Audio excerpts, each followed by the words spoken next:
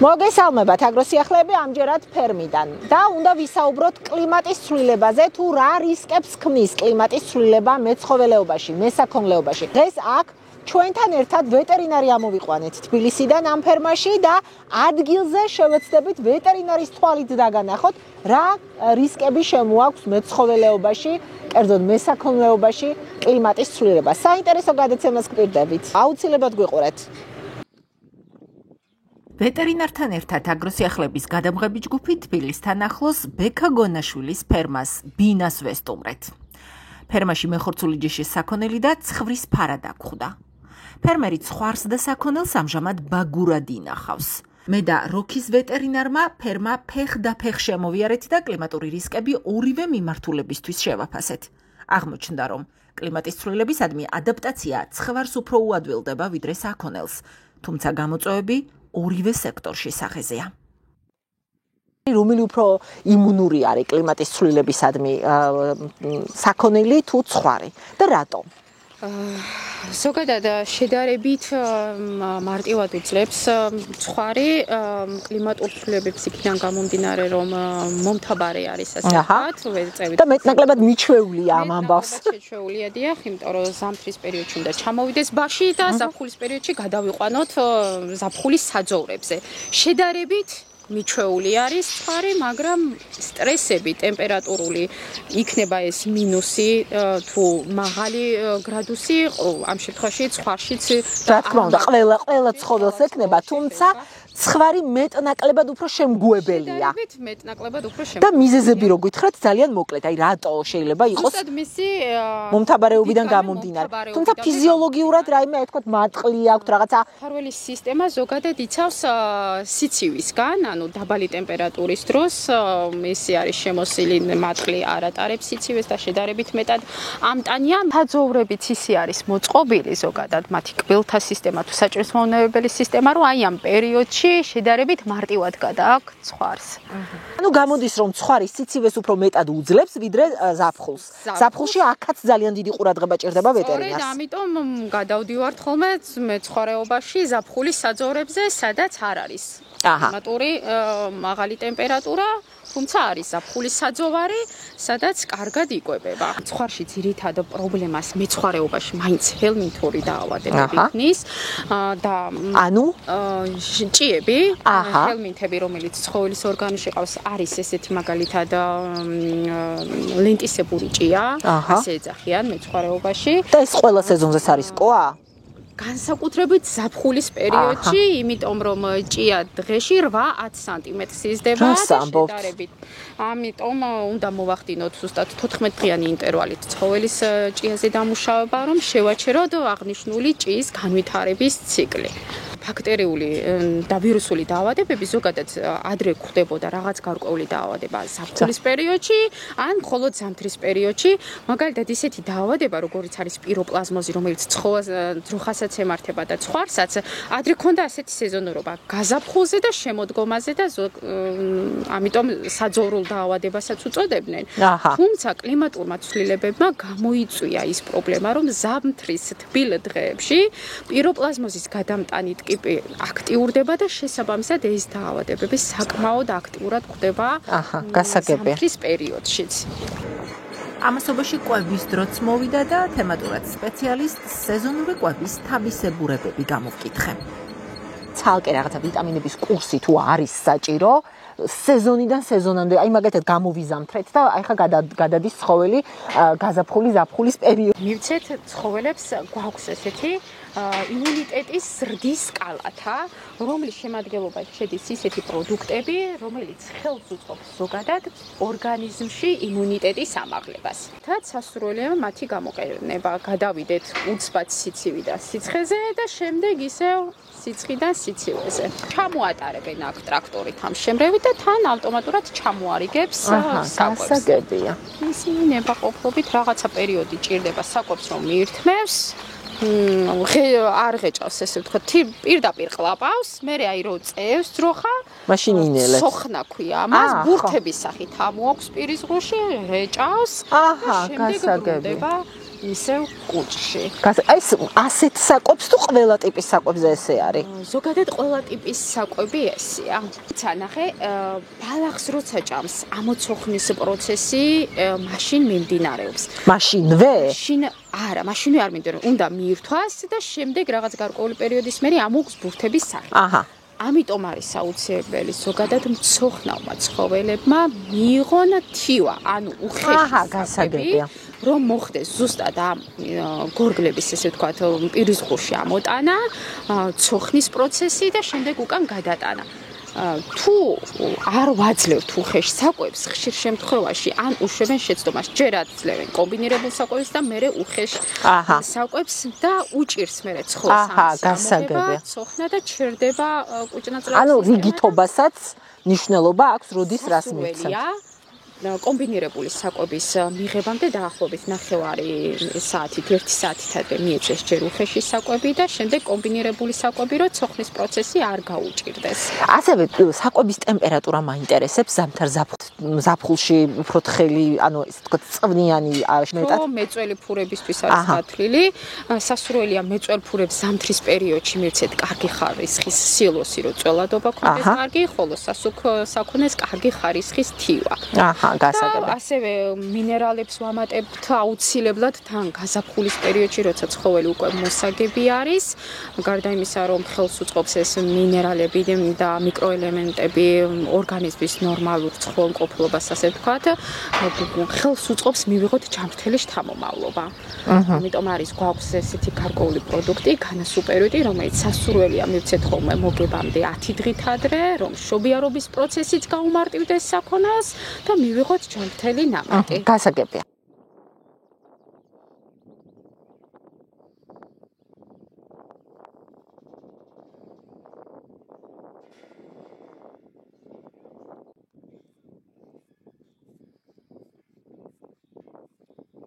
საკმაოდ რთული პერიოდი გამოვიარეთ. იყო ძალიან დაბალი ტემპერატურა, დასავლეთ საქართველოში დიდთოვლობას ვებრძოდით, ესე ვთქვათ, მაგრამ ძალიან სწრაფად დათბა. ეხლა უკვე საკმაოდ თბილა, მარტია, თუმცა მარტი როგორც წესი არაპროგნოზირებადი თვეა. ვთქვათ, რა დიდი რისკია მესაქონლეობისთვის, მეცხოველეობისთვის, აი ასეთი ტემპერატურის მყისიერი ცვლილება. რა გამოწვევებს ქმნის და რა საფრთხეები მოყვება? დღესდღეობით საკმაოდ აქტუალური თემა არის წესი, ტემპერატურის ვარდნა იქნება ეს -, გრადუსზე თუ მატება. რა თქმა უნდა, ცხოველის ორგანიზმისთვის არის საკმაოდ დიდი სტრესი. აი დორედ როცა არ გადადის, აი მაგალითად ყინვებია, ხო? და უცბად რო თბება, სანამ აი ეს ნელ-ნელა არ მოიმატებს ტემპერატურა, აი ამის გარეშე. რა ტიპის გამოწვევა შეიძლება იყოს? ასე არის, საქართველოში ბოლო პერიოდია, კლიმატური ცვლილებებიდან გამომდინარე, ფაქტურად გარდამავალი სეზონი აღარ გვაქვს სამწუხაროდ. პირდაპირ გადავდივართ გაზაფხულის გამოტოვებით, ასე ვთქვათ, უხეშად ზაფხულის პერიოდზე, ცხოველის ორგანიზმისთვის ეს სტრესია. შინაგანად მიმდინარეობს ბევრი ფიზიოლოგიური პროცესის დარღვევა, ხდება ნივთიერებათა ცვლის შენელება, გავლენა სახეს. ძალიან ყურადღებით უნდა იყოს ამ დროს ვეტერინარი. რა სიმპტომები შეიძლება ქონდეს სტრესზე ცხოველს? ზოგად სტრესზე მოდი ჯერ ნუ დავკონკრეტდებით სითბურზე და სიცივის. ზოგადად ნებისმიერი სტრესის დროს ყველა შემთხვევაში აღინიშნება მადის დაქვეითება, შინაგანად ნივთიერებათა ცვლის დარღვევა, ასევე ფიზიოლოგიური ბევრი პროცესის დარღვევა მიმდინარეობს, კვების შენელება, თავისთავად კვების შემცირება იწევს პროდუქტიულობაზე პირდაპირ პროპორციულად გავლენას. და ვიზუალურადაც კი ძალიან უხასიათოდ გამოიყურებიან. ქოშინი აღინიშნება გარეგნულად ან კანკალი ვითარდება დაბალი ტემპერატურის დროს, უძლებს საქონელი დაახლოებით -5 გრადუსზე მოიხმარს დიდი რაოდენობით საკვებს, -15 გრადუსზე ფაქტიურად ირღვევა სხვადასხვა ფიზიოლოგიური პროცესები, ხოლო -25 გრადუსი უკვე სარისკო არის ცხოველებისთვის. ნებისმიერ შემთხვევაში იქნება ეს სითბური თუ სიცივის სტრესი, ეს არის სტრესის გავლენა და ამ დროს უნდა იყოს ფერმერი აუცილებლად ყურადღებით და უნდა მოახდინოს სასწრაფო რეაგირება. დასავლეთ საქართველოში საკმაოდ რთული პერიოდი გამოიარა როგორც მოქალაქეებმა, მოსახლეობამ, ასევე აგროგარემო მთლიანად. რა ტიპის სტრესი იყო დიდთოვლობა ამ ცხოველებისთვის და როგორ უნდა დაიძლიოს როგორც წესი ასეთი შემთხვევების დროს ის სტრესი, რაც ცხოველებს ემართებათ. დიახ, ნებისმიერი სტრესის დროს, როგორც აღნიშნეთ, ეს იქნება სიცივის სტრესი თუ სითბოს სტრესი, უნდა მოვახდინოს ფერმერმა და ზოგადად ვეტერინარებმა სწრაფი რეაგირება. ამ დროს ქვეითდება მადა, რაც აისახება პროდუქტიულობის კლებაზე და ასევე სხვადასხვა სეზონზე ვითარდება სხვადასხვა ტიპის ბაქტერიული თუ ვირუსული დაავადებები. ყველა დაავადებას, რა თქმა უნდა, თავისი სეზონურობა ჰქონდა, თუმცა გამოიწვია კლიმატურმა ცვლილებებმა ის, რომ დაავადების უმეტესობას სეზონურობა თითქმის აღარ გააჩნია. და ასევე იმუნიტეტი ქვეითდება და ამ შემთხვევაში შეიძლება საქონელში განვითარდეს სხვადასხვა ტიპის ინფექციებმა იფეთქოს და დიდი პრობლემები შეექმნას როგორც საოჯახო მეურნეობებს, ასევე დიდ ფერმებს. დასავლეთში ძირითადად მიმართავენ ზამთრის პერიოდში განსაკუთრებით საქონლის ბაგურის შენახვის პირობებს, რა დროსაც ძალიან ბევრი ნიუანსი არის ზოგადად გასათვალისწინებელი, მათ შორის არის კვება, სადგომები, დაწყურება, ვეტერინარული ღონისძიებების სწორი გატარება, სწორი ჰიგიენა. კვებაში გულისხმობთ იმას, რომ ზამთრის პერიოდში მეწველი საქონლისთვის უნდა გავითვალისწინოთ, რომ მივცეთ და გამოვკვებოთ კარგი ხარისხის სილოსით, კარგი ხარისხის თივით. ამ პერიოდში განსაკუთრებით გაზაფხულზე გავამდიდროთ მათი საკვები ვიტამინურ, მინერალური დანამატებით, რათა მოვახდინოთ მათი ჯანმრთელობის დაბალანსება და მივიღოთ საგაზაფხულოთ უკვე ახალი თაობისთვის მისაღებად მემზადებიან მეცხოველე ფერმერები და მივიღოთ ჯანმრთელი შთამომავლობა.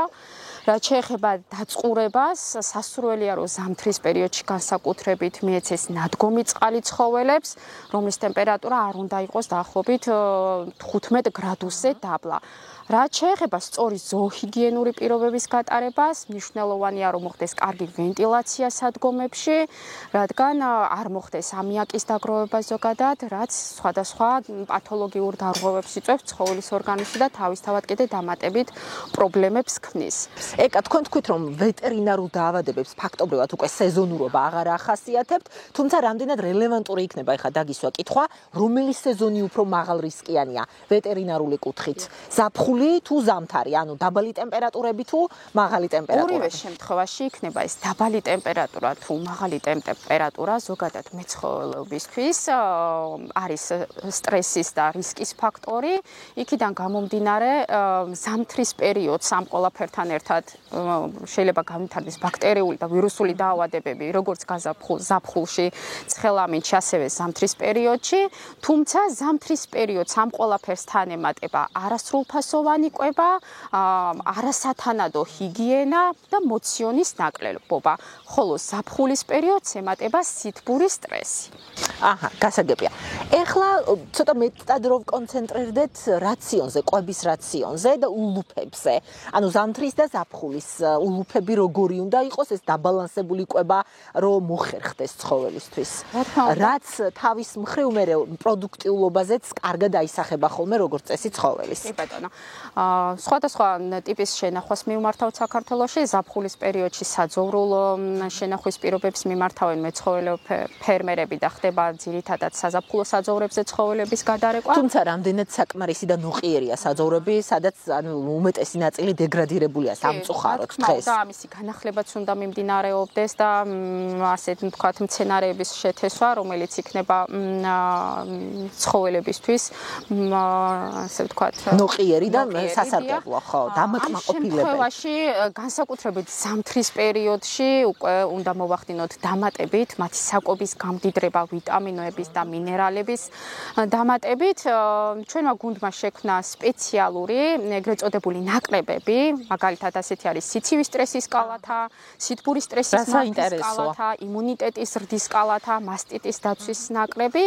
აღნიშნული ნაკლებები დაკომპლექტებულია სპეციალურად შერჩეული მცენარეული წარმოშობის ბიოლოგიურად სუფთა საკვებ-დანამატებით და პრეპარატებით, რომელიც არავითარ ზიანს და შეჩევას არ იწვევს, რაც თავარია ცხოველის ორგანიზმზე. აღნიშნული პროდუქტების გამოყენებით მაქსიმალურად ვცდილობთ დავიცვათ ცხოველები აღნიშნული სტრესებისგან, შევინარჩუნოთ პროდუქტიულობა, რომელიც გავლენას ახდენს არა მარტო მეწველფურებში და ეს სტრესები იწვევს წველადობის შემცირებას, ასევე საქონელში ხდება ყოველდღიური წონამატის შემცირება და უზრუნველყოფს ეს ნაკრები არა მარტო ამ სტრესებით გამოწვეული პროდუქტიულობის შემცირებას, არამედ გაუმჯობესებას და მაქსიმალურად უნარჩუნებს და მაღლაწევს იმუნიტეტს, რათა არ გახდეს ამთვისებელი სხვადასხვა ტიპის დაავადებების მიმართ საქონელი. ეკა, რამდენად აქვთ ჩვენს ფერმერებს ცნობიერება ამაღლებული ბოლო პერიოდს თუ გადავხედავთ აი ამ კლიმატურ რისკებთან დაკავშირებით? კომპანია როკი ამ სტრესებთან დაკავშირებით უკვე დიდი ხანი არის, აქტიურად ატარებს საქართველოს სხვადასხვა რეგიონებში შემეცნებით, ასე ვთქვათ, ტრენინგებს, სადაც დეტალურად განვიხილავთ სტრესებს, სიცივის თუ სითბურ სტრესებს, მათგან გამოწვეულ პრობლემებს, როგორ უნდა ვებრძოლოთ, რა ღონისძიებები გავატაროთ, რა პროდუქტი გამოვიყენოთ და როგორ შევაჩეროთ სტრესი ცხოველის ორგანიზმში, შევინარჩუნოთ პროდუქტიულობა და გავზარდოთ.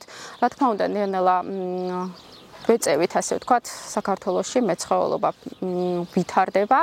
ცდილობს განვითარებას, ასე ვთქვათ, მოდი და უკვე ალბათ წლები დაჭირდება, მაგრამ იმედი ვიქონიოთ, რომ ფერმერები აღნიშნულ პროდუქციის ერთხელ გამოყენებითაც კი მიხვდებიან, რას გულისხმობ, როგორ ვაჩერებთ სტრესს და რა შედეგს ვხებულობ. კი ბატონო, ლიან მოკლედ სადგომებზეც ვილაპარაკოთ. მაინტერესებს ზოგადად კულტურა ჩვენს ქვეყანაში სადგომების მოწყობის რამდენად არის განვითარებული. გულისხმობ სადგომის ისე მოწყობას, რომ იქ ნაკლები სტრესი გქონდეს და ცხოველს და ნაკლები რისკები გქონდეს, თუნდაც ვეტერინარული, არ ვიცი, ვენტილაცია, უამრავი საჭიროებები არის ხოლმე დახურულ შენობაში. ჯერ მოდი სანამ შენ სადგომებზე გადავალთ, აი ამ ფერმაზე გითხარი 2-3 სიტყვა, შენ როგორც ვეტერინარმა რა შეიძლება თქვა, ვერ ვხედავთ გადახურულ, სადაც შეიძლება სიცხეს შეაფაროს თავი ცხოველმა, წყლები აქვთ, საკვებიც მრავლად აქვთ. აი რა შეგიძლია ამ წუთას გითხრა როგორც ვეტერინარი? დიახ, ზოგადად კულტურულად, ასე ვთქვათ, დაპროექტებული და სუფთად მოწყობილი ფერმები ძირითადად არის მერძეული მიმართულების. აღნიშნოთ ეს, რომ ჩვენ ვართ მეხორცული მიმართულების ფერმაში, რომელიც სავარაუდოდ სახელმწიფოდ არის მოწყობილი და ზაფხულის ცხელი დღეებისთვის ალბათ გადახურვასაც გაითვალისწინებენ. სხვა შორის ახალი გაკეთებული აქვს და მადლობა ბექა გონაშვილს, რომ გვიმასპინძლა. კი ბატონო, ანუ სავარაუდოდ დაიხურება, იმიტომ რომ სიცხისგან დაიცვან თავი ცხოველებმა. აი სხვა რა შეგიძლია გითხრათ? აი მაგათაც ქვეშ საფენი რამდენად, ვთქვათ, რელევანტური აქვს? უნდა გქონდეთ თუ არა ასე. რა თქმა უნდა, წყალთან აქვს წვდომა როგორც ხედავთ? ხდებოდეს, მაგრამ ეს არის ბაგური ფერმა, ანუ შიგნით ყავთ გაჩერებული და საკმაოდ რთული არის ამისი მუდმივად დასუფთავება. ფერმის მოწყობას რაც შეეხება ზოგადად ძალიან ბევრი ნიუანსია ხოლმე ყოველთვის გასათვალისწინებელი. აუცილებლად სასურველია რომ დახურულ ფერმებში, განსაკუთრებით მეწველი ფურების ფერმაში მოეწყოს გამწოვი შახტები, თანამედროვე ფერმები, რომელიც შენდება და გათვლილი არის საკმაოდ დიდ სულადობაზე, ფერმერების უმეტესობა თავიდანვე ახდენს აღნიშნული დაგეგმარებას, ხდება სპეციალური სავენტილაციო შახტების მოწყობა. ზაფხულისთვის გათვლილი უნდა იყოს, რომ იყოს წყლის გასხურება, გამაგრილებელი თვალსაზრისით, ან მინიმუმ აი ესეთი ტიპის ღია ფერმებში უნდა დაიდგეს ეგრეთ წოდებული ვენტილატორები, რომელიც ზაფხულის ცხელ დღეებში დაახლოებით მინიმუმ 3-4 გრადუსით მაინც შეამცირებს ტემპერატურას. სხვა შორის ბუნებრივად მოდით ვაღიაროთ, აქ ძალიან ისეთი კარგი ნიავია, ალბათ ეს ფათა სისტემა უზრუნველყოფს ამ ამბავს, იმიტომ რომ საკმაოდ შეიძლება მზეც და ზაფხულიც არ იყოს ისეთი ცხელი, თუმცა აუტანელი კლიმატურ პირობებს და ცვლილებებს სამწუხაროდ ვერც ვეწევით და არც ვიცით როგორი ზაფხული გვეუბნება. პროგნოზს ვერ ვაკეთებთ, კი. პროგნოზს ვერ ვაკეთებთ და შესაბამისად დაველოდებით. აი ორპირ ქარზე რა სიტყვით, იმიტომ რომ ქარიც არის საკმაოდ რისკი ცხოველისთვის. დიახ, განსაკუთრებით ეს ზამთრის პერიოდში არის ორპირი ქარის საშიში, იმიტომ რომ დახურულ სადგომებში ზუსტად უნდა იყოს გათვალისწინებული ისე რომ არ მოხდეს ორპირი ქარი.